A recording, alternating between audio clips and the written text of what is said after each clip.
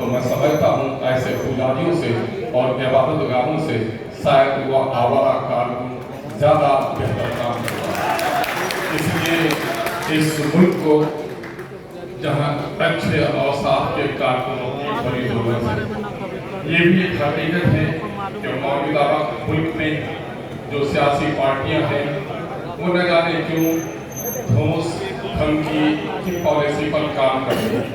مادہ پرستی کے اس دور میں، زر پرستی کے اس دور میں پیسہ جن کے پاس ہے، شہرت ان کے پاس ہے، پیسہ جن کے پاس ہے، عزت ان کے پاس ہے، یہی وجہ ہے کہ پارلیمنٹ میں ایسے لوگ پہنچ جاتے ہیں جو لوگ سماج کے اچھے سخت بھی بیٹھنے کے لائق نہیں رہتے، کچھ ایسے لوگ بھی پہنچ جاتے ہیں۔ معاف کیجیے گا، اس وقت وطن کو اگر بچانا ہے تو اچھے ہندو اور اچھے مسلمان ہونے کی بھی ضرورت ہے، لیکن مسجدوں کے کلش اور مسجدوں کے مینارے، گرودوارے کے عظمت کے تقدس کی پہرہ داری صرف وہاں بھجن کیرتن اور دعاؤں سے نہیں ہو سکتا، جب تک کہ پارلیمنٹ میں اس ملک کے قانون ساز، اسمبلی میں اس ملک کے قانون ساز صحیح رخ پہ اپنے سماج کو لے جانے کے لیے تیار نہیں ہے۔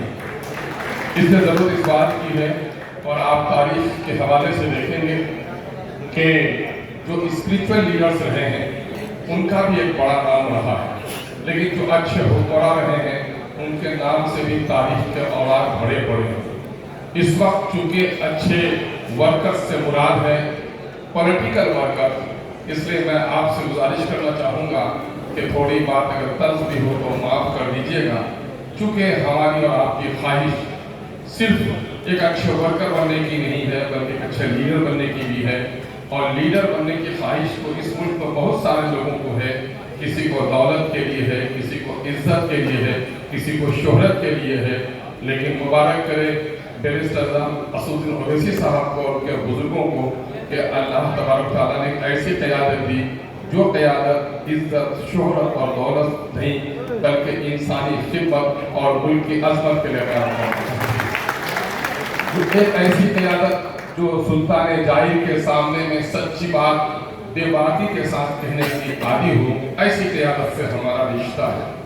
ظاہر ہے کہ ہم اور آپ جانتے ہیں کہ طاقت جب بھی ہے اتحاد میں طاقت ہے، اور اتحاد کی کئی تمثیلیں ہمارے سامنے میں ہیں۔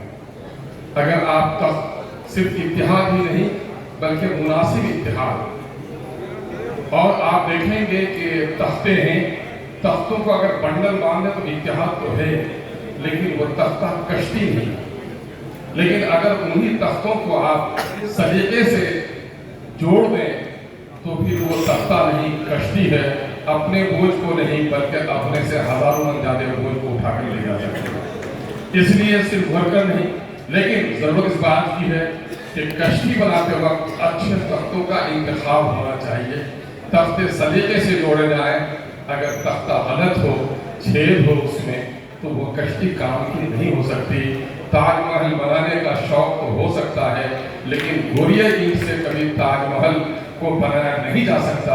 اس لیے مضبوطی کے لیے تختوں کا انتخاب اچھا ہونا چاہیے، عالیشان عمارت کے لیے اینٹ بھی جلی ہوئی ہونی چاہیے، اور اچھی جماعت انہی جلے ہوئے کارکنوں سے تیار ہو سکتی ہے جس کا ہمارا اور آپ کی خواہش اور تمنا ہے، اسی کی مطلوب ہے جماعت کہ ہمارا کارکن ایک ایک جلی ہوئی اینٹ کی طرح ہو، ایک ایسے تختے کی طرح ہو جو دوسروں کے بوجھ کو اٹھا سکے، ایک ایسی اینٹ ہو جو اس میں نہ نمی آئے نہ اس کو ٹوٹنے کا اندیشہ ہو۔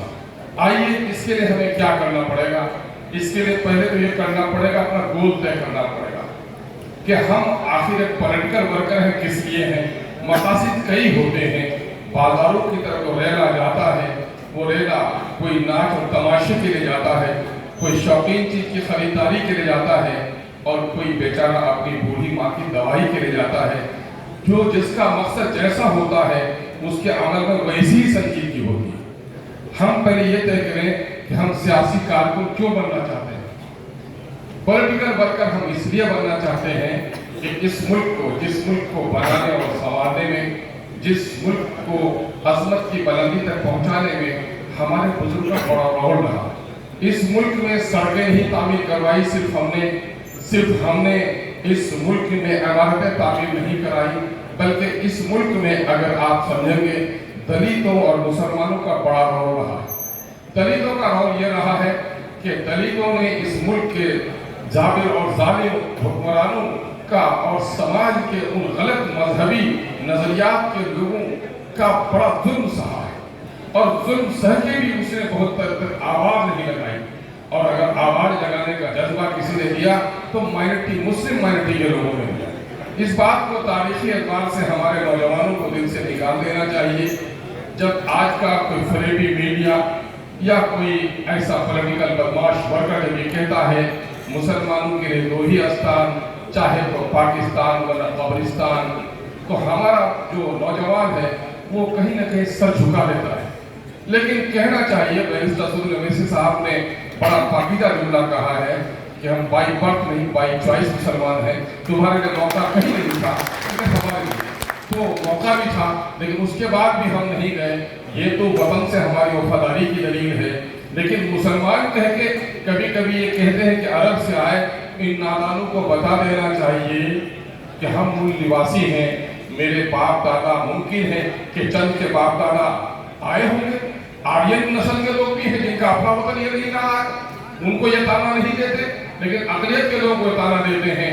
तो उनको मुंह तोड़ जवाब देना चाहिए कि मेरे बाप दादा ने, मुमकिन है धर्म चुके निजी विचारों का मसला है, तो मेरे बाप दादा ने विचार बदला होगा, धरती नहीं बदली है। धरती जितनी तेरी माँ की होती मेरे बाप की भी है, इसको जोर से कहना चाहिए। लेकिन ये होगा कब? जब तारीखी मुताला हमारे नौजवानों के दरमियान में हो। बदकिस्मती से लंबे अरसे से 75 सालों के दरमियान में मुल्क की साजिश ने 1931 की मरदमशुमारी को अगर सामने में रखा जाए तो उस वक्त इस मुल्क में आलाजात के जो बरमन हैं उनसे भी ज़्यादा तालीमी हालत मुसलमानों की बेहतर थी। 25% आबादी थी और 1931 की मरदमशुमारी में खानदगी की शरह जिनकी 27% थी और बेहतर थी, दूसरों से बेहतर थी। लेकिन आप देखेंगे कि आज़ादी के बाद बड़ा अजीब सा मामला हुआ। अगर आज़ादी की तारीख भी देखेंगे तो 1857 भी और उससे पहले भी इस मुल्क की आज़ादी की लड़ाई लड़ने में हमारे लोगों का बड़ा रोल रहा है। बल्कि कहा जाता है यही गांधी जी के बारे में कि गांधी जी जब इंग्लैंड से आए और तहरीक आज़ादी के लिए लोगों ने उसको आमादा किया तो बड़े बड़े लोगों के पास गए और खाते पीते खुशहाल लोगों ने कहा गांधी किस चक्कर में पड़ा है। आज के साइंटिफिक तरक्की याफ्ता कौम अंग्रेजों से निजात हासिल करना इतना आसान नहीं है। माँ की बड़ी आरज़ू थी, बीवी की भी बड़ी तमन्नाएं होंगी, जा किसी कोर्ट में प्रैक्टिस कर और घर के लिए सोच। बड़े मायूस हो गए। मैंने बुजुर्ग से सुना कि मायूसी की हालत में मौलाना आज़ाद से गांधी की मुलाकात हुई। गांधी ने उनका पूछा हाल तो कहा कैसे मौलाना, कैसे तहरीक आज़ादी की गाड़ी आगे बढ़ेगी? ये खुशहाल और पढ़े लिखे लोग, ये दानिशवर लोग तो बात सुनने पर तैयार नहीं है। बड़ा तारीखी तौर पर मौलाना ने उसको नसीहत की, गांधी फितरत इंसानी का मुताला कर, जब भी आग लगती है तो सूखी लकड़ी पर लगती है, कच्ची लकड़ियां जल्दी नहीं जलती। तुमको अगर आज़ादी की तहरीक चलानी है इन खाते पीते लोगों के घरों में नहीं, दलितों और पसमानदा तबके के दरमियान में जाओ जिन्हें इज्जत की रोटी की आरज़ू है। चुनांचे उन्हीं के कहने पर गांधी जी ने दलितों की बस्ती का रास्ता इख्तियार किया और सबसे पहला काफिला आज़ादी का अगर सड़क पर निकाला तो दलितों के जरिए से गांधी ने निकाला। इस मुल्क में दलितों पर जो जुल्म हुआ था उसमें भी हमारा बड़ा रोल रहा है। तारीखी कुछ तस्वीर आप देखते होंगे, एक दलित की तस्वीर दिखाई जाती है, दलित भाई में और हमारा पुराना रिश्ता रहा है। मुमकिन है कि हम भी उसी दरमियान में से आए। मैं तो हमारा क्योंकि विश्वास ये है, ये कोई मजहबी जलसा नहीं है, लेकिन जो सच्चाई है कि मुसलमान से रस से पुरन कोई नहीं हो सकता, इसलिए कि ला इक्राहा फिद्दीन का फलसफा हमारे दरमियान में है। लकुम दीनुकुम वलिय दीन का फलसफा हमारे लिए है। तुम्हारे लिए तुम्हारा धर्म, हमारे लिए हमारा धर्म। सेकुलरिज्म की नई कोई तौज़ीह नहीं कर रहे हैं, बल्कि आज से 1450 साल पहले ये तालीमात हमको सिखाए गए हैं कि मजहब में कोई जोर जबरदस्ती नहीं और मजहबी आज़ादी होगी। लेकिन इस मुल्क में मजहब के नाम पर दलितों को परेशान किया गया। दलितों को परेशान इसलिए भी किया गया कि नस्ली इंतजाम के साथ रखा गया।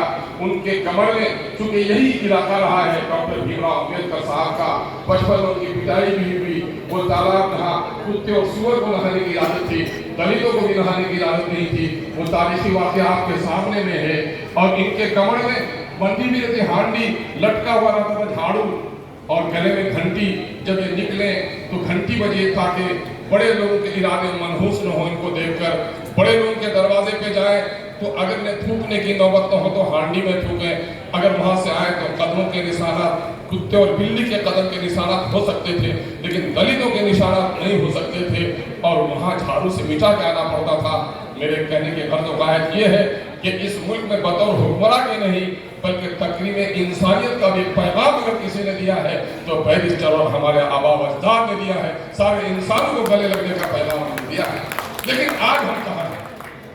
अगर मुल्क की तारीख पढ़िए माजी की तो अजमत रफ्ता की जो निशानियां पत्थरों के तौर पर खड़ी हैं वो तो है ही, तारीख के और आग भी गवाह है कि इस मुल्क को हमने बनाया है, इस मुल्क को हमने संवारा है, इस मुल्क को हमने सजाया है, टुकड़े टुकड़े में बटे हुए इंसानी समाज को हमने जोड़कर एक समाज बनाया है। लेकिन आज हम कहाँ हैं? आज कहाँ हैं? अगर आप देखेंगे कि तहरीक आज़ादी के बाद मुल्क को जब आज़ादी मिली, हिंदुस्तानी मुसलमानों के लिए बड़ा अलमिया था। अलमिया ये था, मैं अक्सर तमसीलन कहता हूँ कि उस बूढ़े बाप का या उस भाई का क्या हश्र होगा जब बेटी की, बहन की बारात आती और सहनाई की आवाज आती है, लेकिन ऐन उसी वक्त अगर उसकी बेटे की, जवान बेटे की लाश आ जाए उस घर का आलम क्या होगा।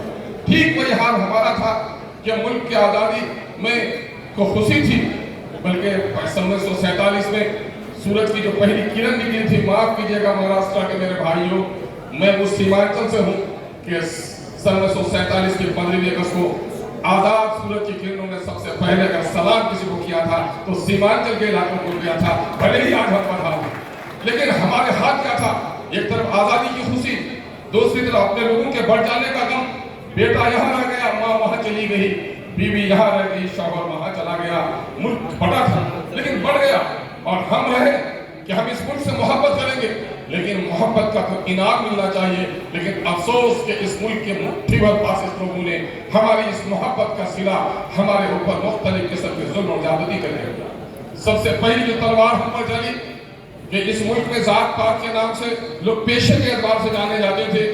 कोई लोहा का काम करता था, लोहार होता था, भले ही उसका धर्म सनातन धर्म हो या इस्लाम हो, धोबी था, एक पेशा था।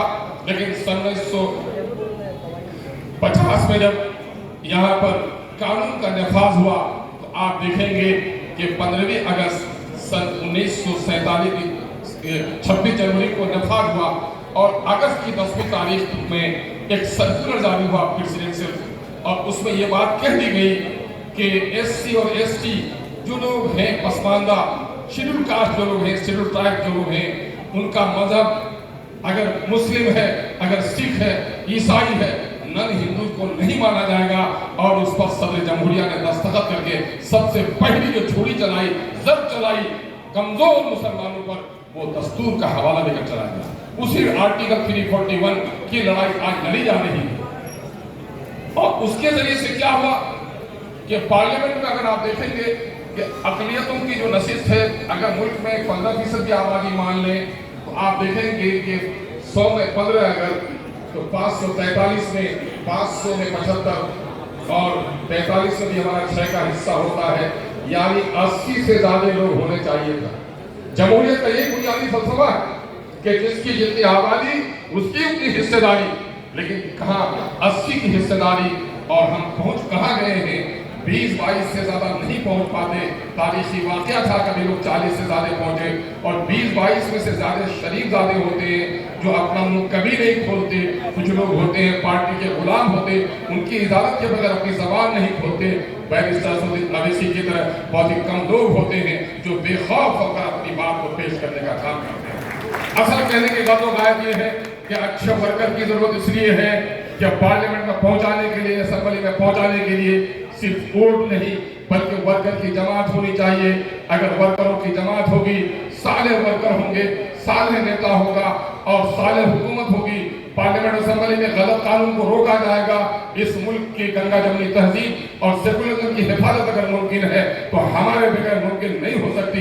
इसलिए हम पर बड़ी जिम्मेदारी है इस मुल्क में, चूंकि माजी में हमारे असलाफ ने इस मुल्क को संभाला है, आज भी अगर मुल्क डोल रहा है तो हमारी बड़ी जिम्मेदारी है इस मुल्क को संभालने के लिए हम आगे बढ़े।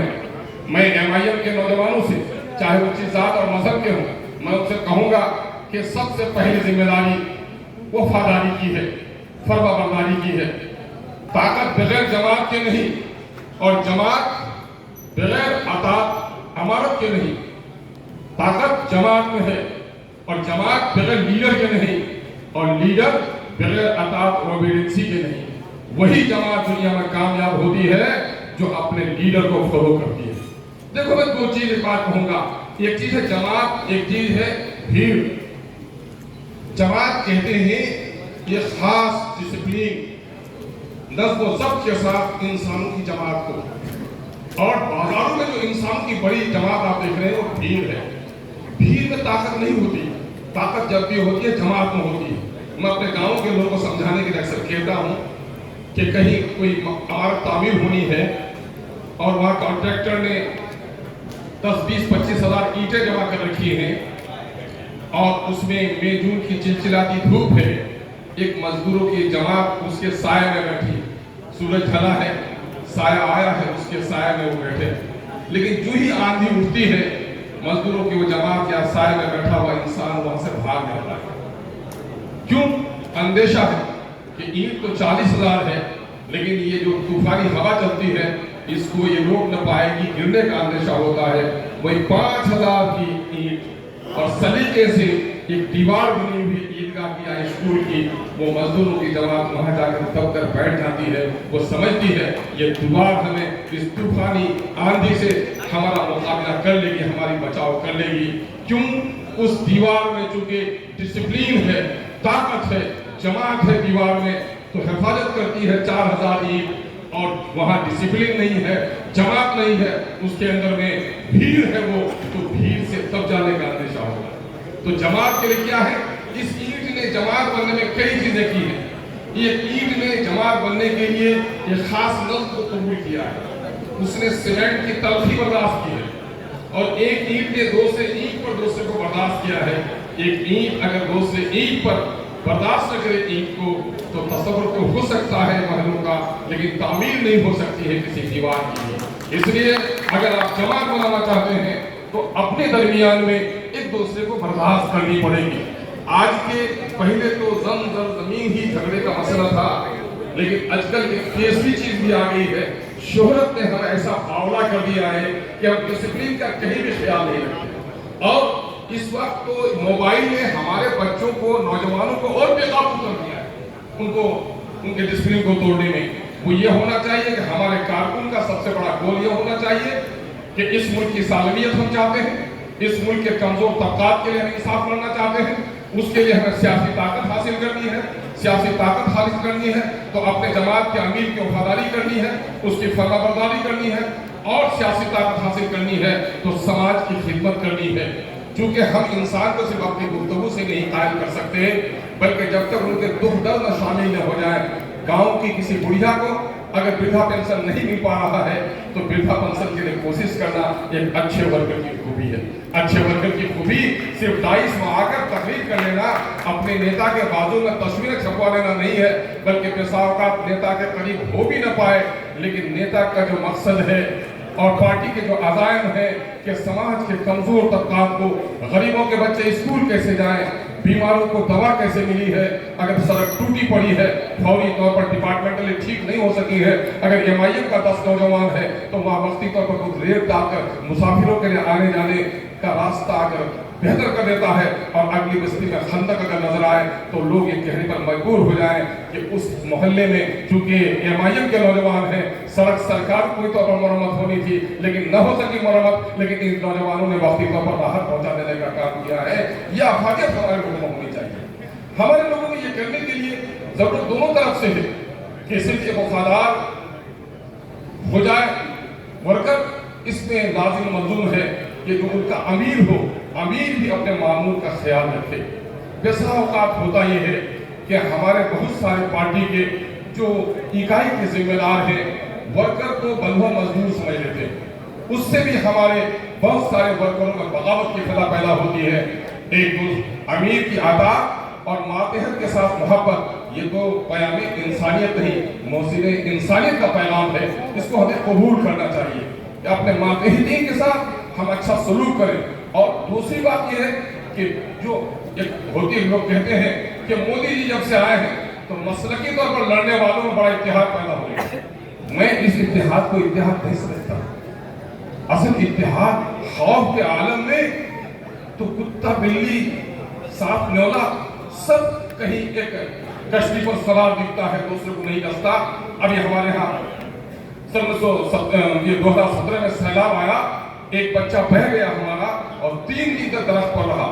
اس نے اپنا بیان دیا ہے کہ جس درخت پر میں تھا وہاں پر 15-20 سانپ درختوں کو لپٹے پڑے تھے, نہ میں ہلتا تھا نہ وہ ہلتے تھے, اور کسی نے کسی کو تکلیف نہیں پہنچائی.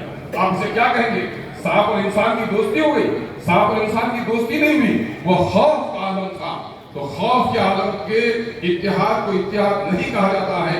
اتحاد تو اصل یہ ہے کہ امن کے حالات میں اختلاف کو پار کر اپنے مقصد کے حصول کے ہم متحد ہو جائیں. اور یہ کام برسوں سے ہمارے درمیان میں نہیں ہوا.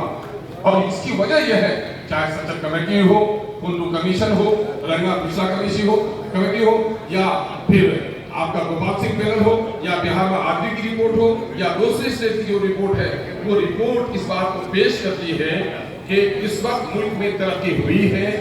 بہت سارے لوگ دبے کچلے تھے, قدرے بہتر کی حالت ہوئی ہے, لیکن سب سے زیادہ بدترین صورتحال اگر کسی کی ہے تو وہ امت مسلمہ کی ہے, مسلمان کی. ذرا غور کرنے کی ضرورت ہے.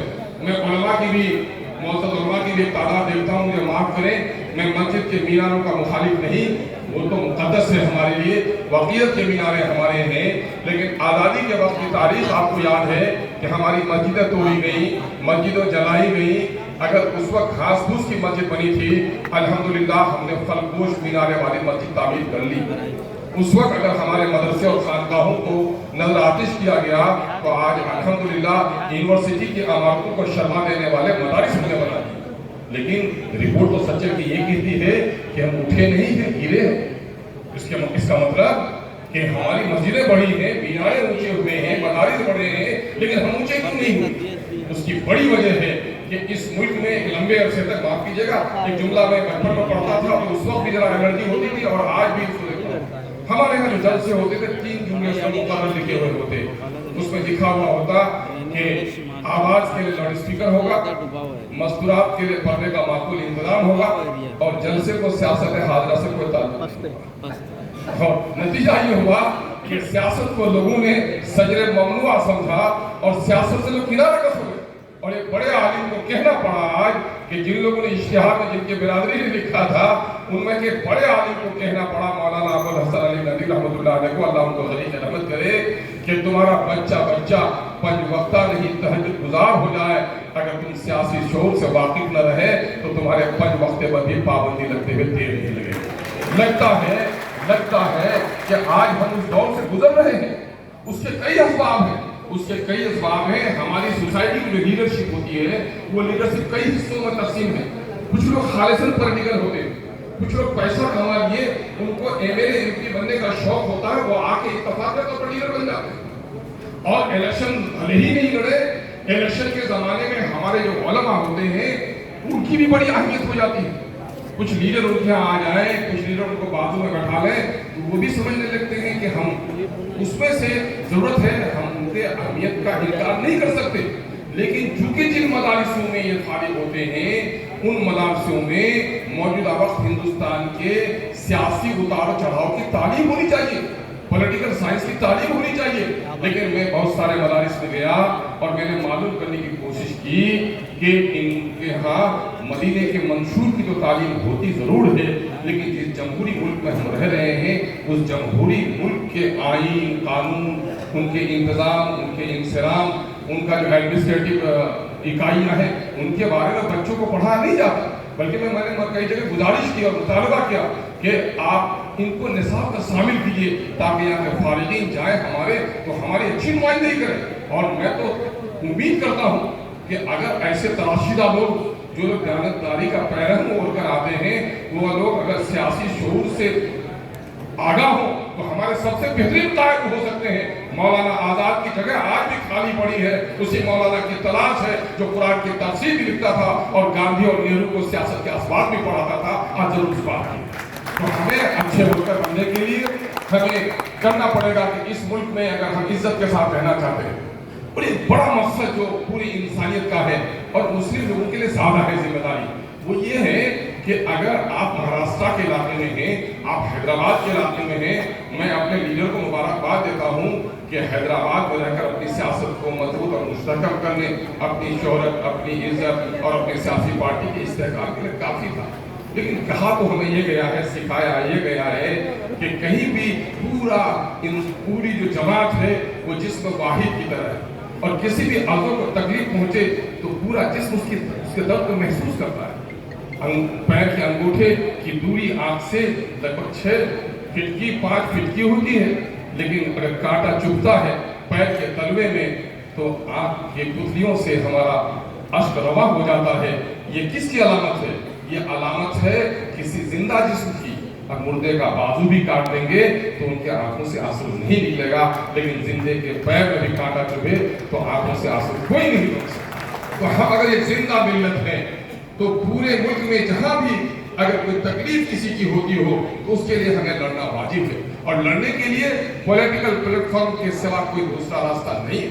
हमको इल्मी तौर पर हमको खिदमत के लाइन से वफादार होना है, और हमको लीडर कहें, हम लोग जिस लीडर के साथ रहते थे हमारे तस्लीमुद्दीन साहब, मैं थोड़ा सा मुझको अपना तजुर्बा भी बयान करने के लिए कहा गया है तो मैं गुस्ताखी करूँ, उसको खुदनुमाई में समझा जाए कि मैं सियासत में आया और पार्टी से मेरी वाबस्तगी कैसे हुई कि मैं गांव में पला बढ़ा और मैं क्लास 8 से 10 मैं उम्र के लगभग 13वें साल से 14वें साल से दहसानी का पेशे से मैं जुड़ा, और हॉस्टल में रहने वाले सबसे कम हाजिर रहने वाले बच्चों में था। छुट्टी होती थी तो मैं फौरन खेत को जाता था। नानीहाल में पलता था, नाना की अच्छी खासी खेती बाड़ी थी, उनको औलाद नहीं नाना थी, उनके औलाद के तौर पर मैं था। और जब मैं उसके बाद अलीगढ़ वगैरह आना चाहा तो नाना ने रोका कि तुम चले जाओगे तो डॉक्टर क्या मुझे कौन ले जाएगा, मैं ज़मीन तुम्हें लिख देता हूँ लेकिन तुम मुझे रह जाओ, मेरे पास रह जाओ, बाहर न जाओ, यहीं से पढ़ो। तो मैंने कहा नाना मेरे नाम से ज़मीन मत दीजिए, भाइयों में इत्तेहाद की दुआ कीजिए। और मैं उस वक्त जब मैं 1980 में मैट्रिक पास किया तो मेरे गाँव में चोरी होती थी, नौजवानों को जोड़ा हम लोगों ने और चोरों को पकड़ने की हम लोगों ने कोशिश की, और उसमें थोड़ी कामयाबी हमको मिली। लेकिन जब मैं BA में था तो उस वक्त हमारे यहाँ रैंसम के लिए मवेशियों को छुड़ा लिया जाता था। एक आलिम दीन मौलाना गुलाम मोहम्मद यहिया उठे, निशिकांत जी एक हिंदू दोस्त थे उनके उठे, सब ने मिलकर एक सोशल रिफॉर्म की तहरीक चलाई। उसमें मुझे अपने हल्के का चेयरमैन बनाया गया, और उसका काम ही था क्रिमिनल्स को पकड़ना, उनको लटकाना, उनके माजी के जुर्म का एतबार कराना और उनको तबाह करके सोसाइटी में जोड़ना, और उसमें समाज के झगड़ों को तय करना। तो अल्हम्दुलिल्लाह जब झगड़ों को मैं तय किया और मैंने कोशिश की कि दयानतदारी के साथ तय करूं, यही मेरा सरमाया बन गया। जब पंचायत के इलेक्शन का मामला आया तो मैंने दवा के होलसेल का काम शुरू कर दिया था। मैंने गाँव से निकले हुए 3 साल हो गए थे, मैंने कहा मैं इलेक्शन नहीं लड़ूंगा, लेकिन समाज में मेरी थोड़ी खिदमत थी, बच्चों को मदरसे तक पहुंचा देना, बीमारों के लिए भी बेहतर सोचना, समाज के अमन की कोशिश करना, ये इंसानी खिदमत इतनी रास आई कि लोगों ने जबरिया तौर पर मेरा नॉमिनेशन करा दिया। मैं तैयार नहीं था, और उसके बाद आप देखेंगे कि दूसरा कि इलाके के लोगों ने कहा नहीं अख्तुल को मुखिया का इलेक्शन नहीं लड़ना चाहिए, हम तो उन्हें जिला परिषद बनाना चाहते हैं।